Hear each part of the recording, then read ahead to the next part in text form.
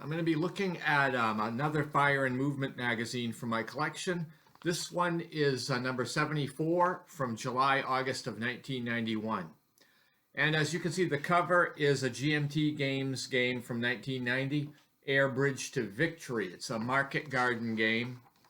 And there's a few articles here. John Burt writes an article that's the profile article. It's kind of like a look at the components, rules, etc.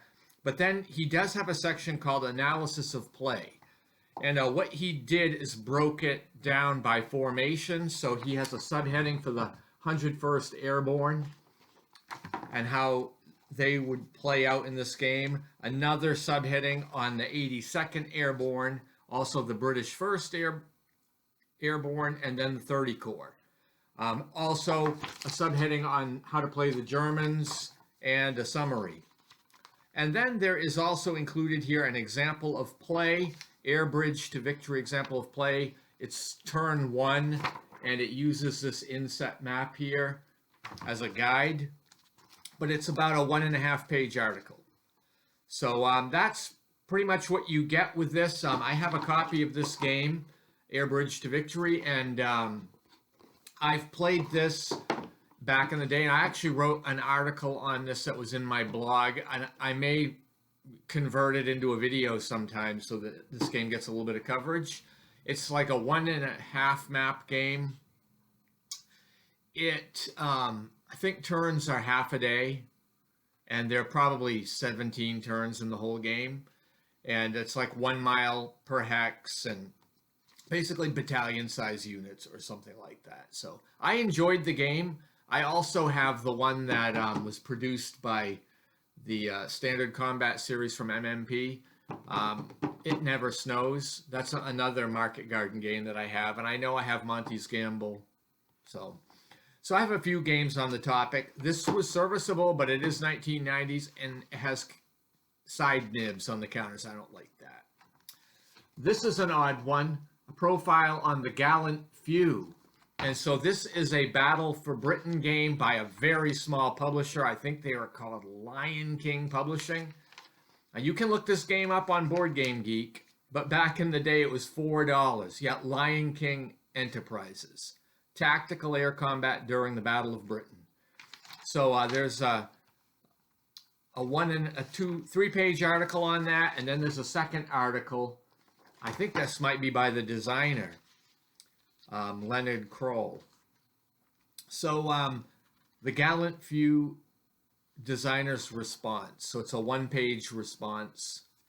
Then we have another profile on Napoleon's battles, and I believe these are miniatures rule set. So I don't have any experience with this, and I generally don't play miniatures, but you have a 2, 4, 5-page article and then a follow-up article with an expansion, I believe, for this game also.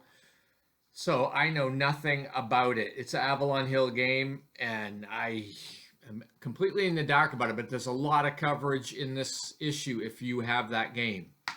There's another profile on the Battle for Britain as contrasted with RAF by West End Games. And I've played neither of these as well, so I can't really comment too much. But there is quite, it's probably a 5-page article, mostly text with a few diagrams covering this game. And Battle for Britain was done by TSR back in the day. I'm not sure what year that was. It doesn't say in here. So, but then a huge section on computer war games, particularly World War II. I totally have no use for any of this material, really.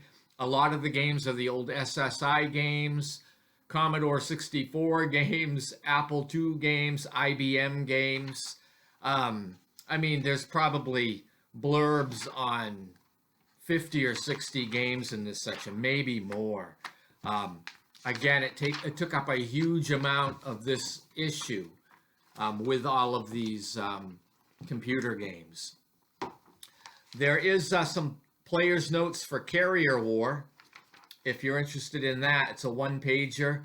There is also, I believe, there's an article by John Burt on A Line in the Sand, which talks about Arabian Nightmare and Desert Victory and things like that.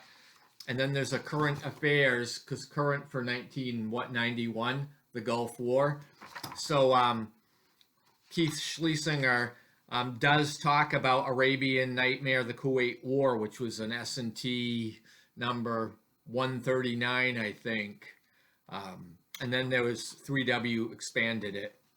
So this is a 2-page article on that and how that game maybe could be adapted, because I think it came out in 89. I think it came out in 90, and then you had the Gulf War.